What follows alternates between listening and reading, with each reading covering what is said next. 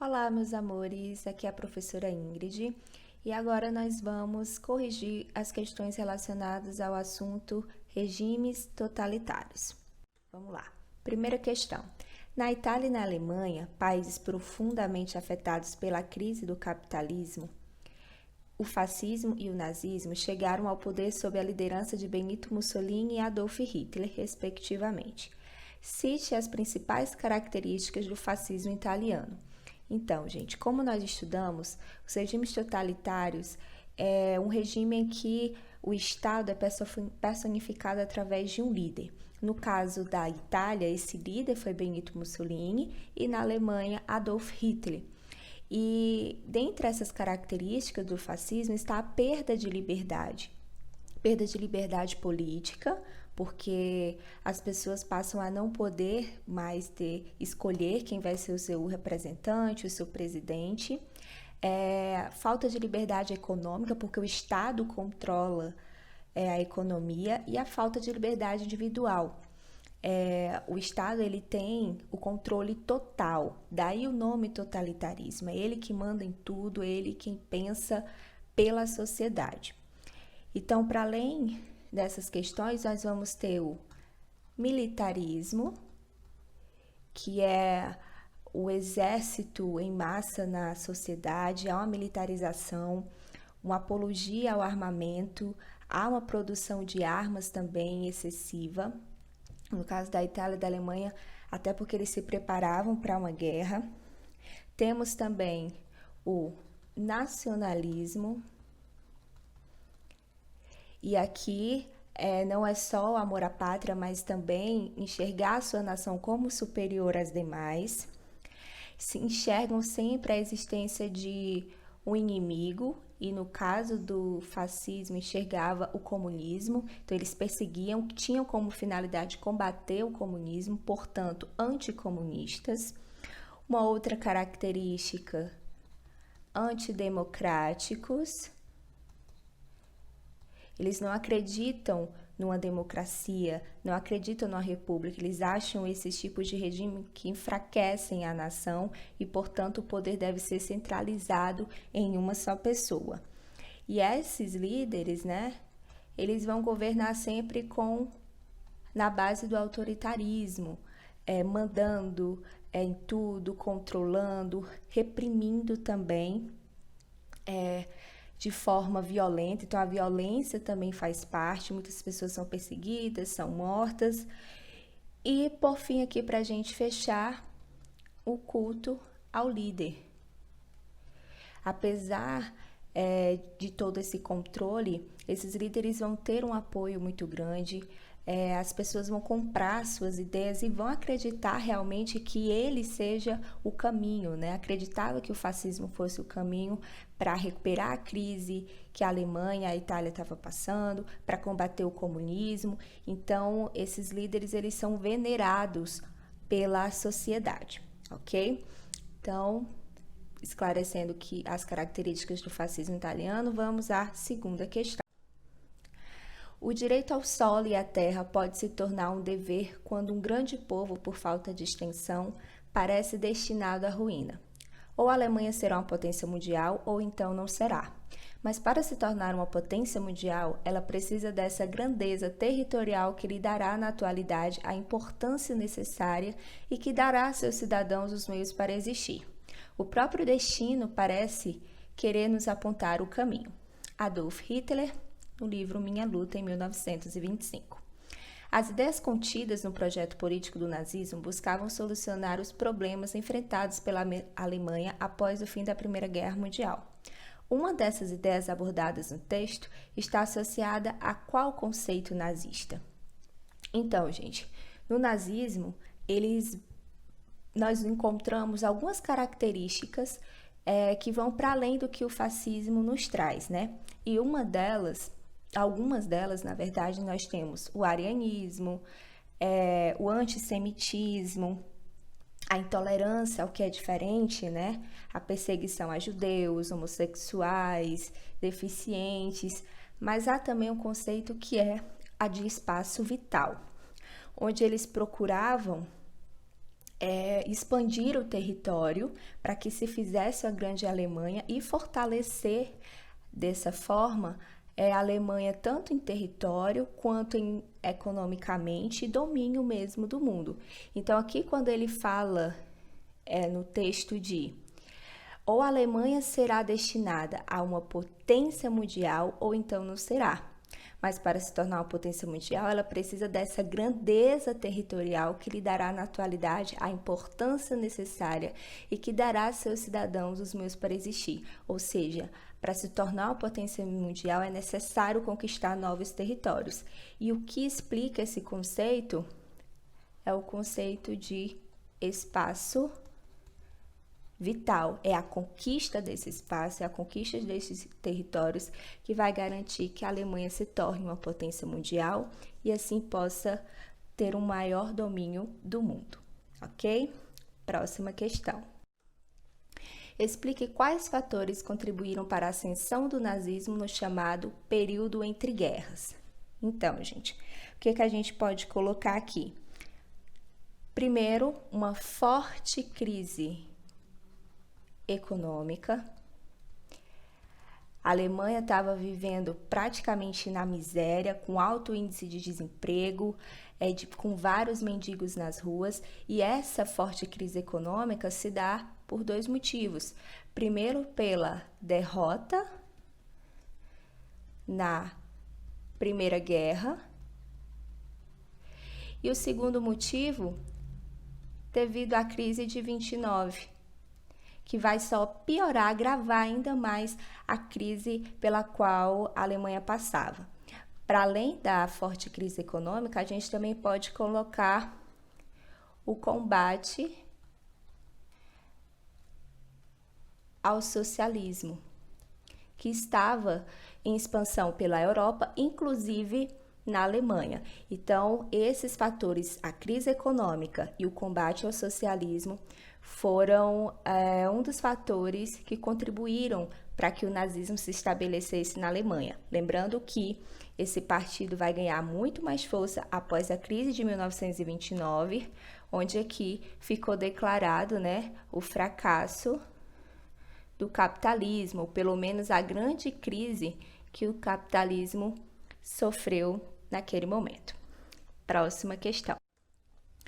Os regimes totalitários são frutos do período entre guerras. O fascismo e o nazismo surgem como solução para superar a grande crise econômica da Europa e acabar com as ameaças comunistas. Apesar de terem objetivos em comum, existiam diferenças ideológicas entre esses dois regimes. Explique-as. Então, aqui na questão, ele quer saber a diferença entre... Só um minutinho. Pronto. A diferença entre fascismo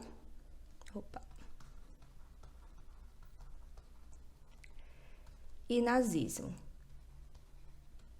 Gente, aquelas características que a gente já elencou na primeira questão, como nacionalismo, militarismo, anticomunismo, antidemocrático, autoritarismo, uso da violência e culto ao líder, tudo isso faz parte do nazismo também. O que no nazismo a gente vai encontrar de diferente do nazismo? Por exemplo, a intolerância, né? E aí essa intolerância é a tudo aquilo que é de diferente do que Hitler imaginava para um alemão perfeito. E aí aqui, essa intolerância, que significa perseguição a determinados grupos, a gente pode colocar perseguição aos judeus, aos homossexuais, perseguição também aos negros, aos deficientes, aos oponentes políticos.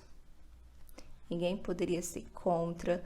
Então, essa intolerância à diversidade, a grupos, né, que era uma minoria, é uma característica do nazismo. Para além disso, a gente pode pontuar aqui o arianismo, que era a crença em uma raça pura. Os alemães se consideravam a raça mais desenvolvida porque não havia tido misturas, não tinham passado pelo processo de miscigenação. Então, eles se fechavam ali naquele grupo e, portanto, se achavam os mais fortes, né? Além do arianismo, nós temos também o antissemitismo, que é justamente a perseguição aos judeus. Os judeus, eles vão ser extremamente perseguidos, mortos, expulsos do seu país.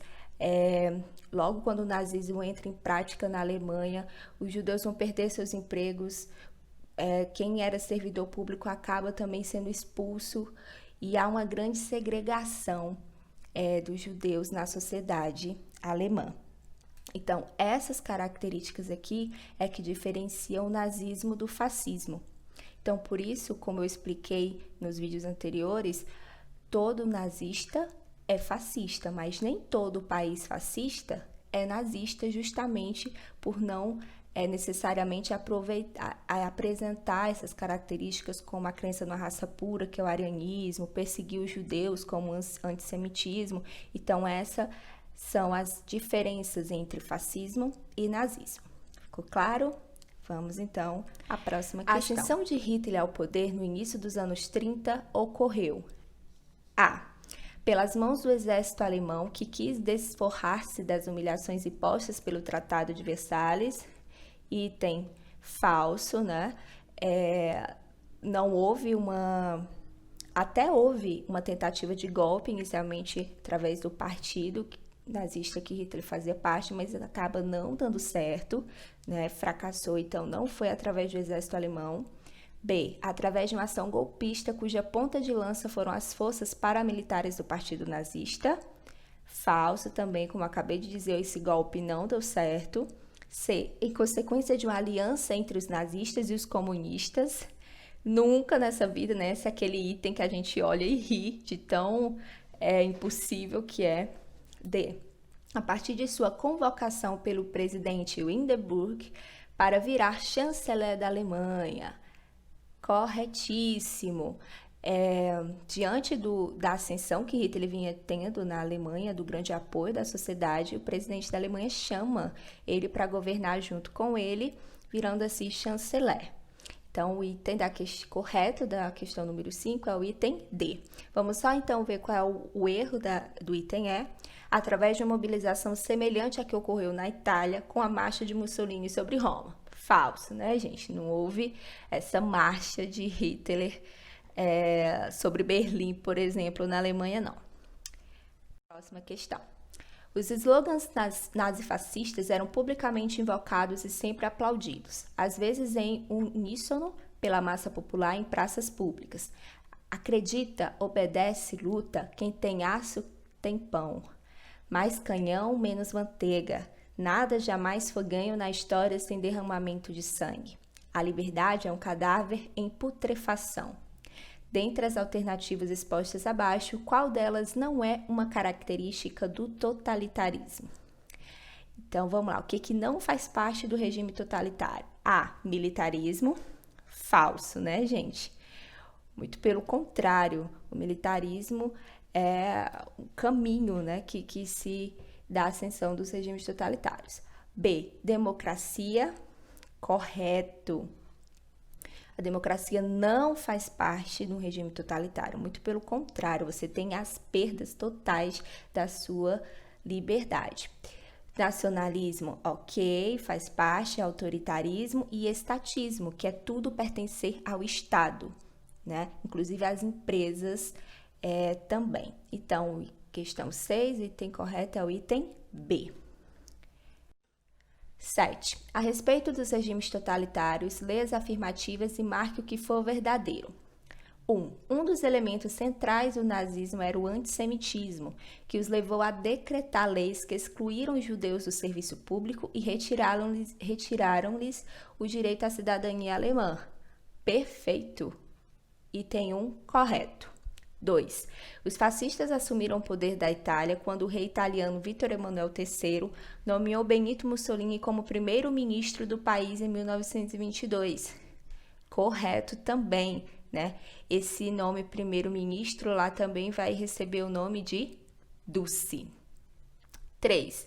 Um dos momentos mais controversos do stalinismo foi a coletivização das fazendas, que levou milhões de ucranianos a morrerem de fome na década de 30.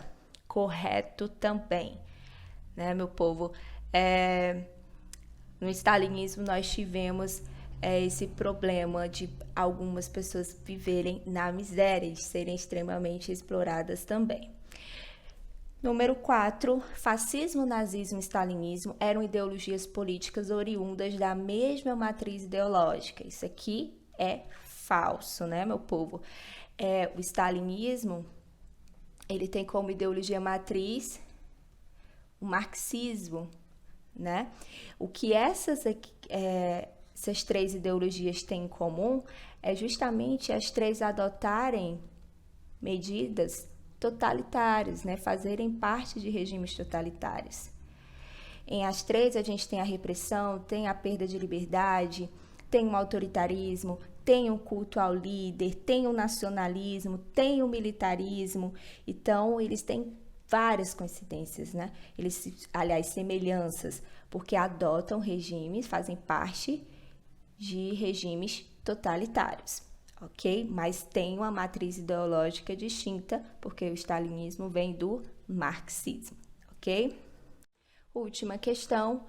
No nazismo temos um fenômeno difícil de submeter à análise racional, sob um líder que falava em tom apocalíptico de poder ou destruição mundiais e um regime fundado numa ideologia absolutamente repulsiva de ódio racial.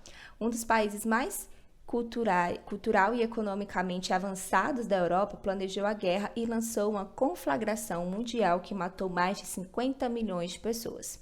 Em linhas gerais, podemos caracterizar a ideologia nazista como... Ele quer saber características da ideologia nazista. A. Nacionalista, ok. E pluripartidarista, falso, né, meu povo? Aqui seria unipartidário, que é outra característica do fascismo, onde não pode existir vários partidos políticos, apenas um, que é a do próprio líder. Item B, racista, ok, né, já que seguem a ideia do arianismo, e internacionalista, falso. Aqui seria o quê? Nacionalismo, né? A defesa da sua nação. C, marxista, totalmente errado, né? Aqui é do stalinismo, aqui é do comunismo. E pacifista, e tem C totalmente errado. De pacifista não tinha nada, né? Se pregava, se tinha um discurso de ódio, se pregava a necessidade de uma guerra. D, estadista, ok, e anticapitalista. Aqui também tá errado, ok? Eles não eram contra o capitalismo, né? Eles, na verdade, perseguiam o comunismo. E o item é nacionalista e anticomunismo. Item é verdadeiro, com apresentando as características aí corretas em relação ao nazismo. Então, é isso, meus amores. Espero que tenha dado para esclarecer ainda mais aí algumas dúvidas que vocês estavam tendo aí sobre os regimes totalitários. Obrigado pela atenção e até a próxima.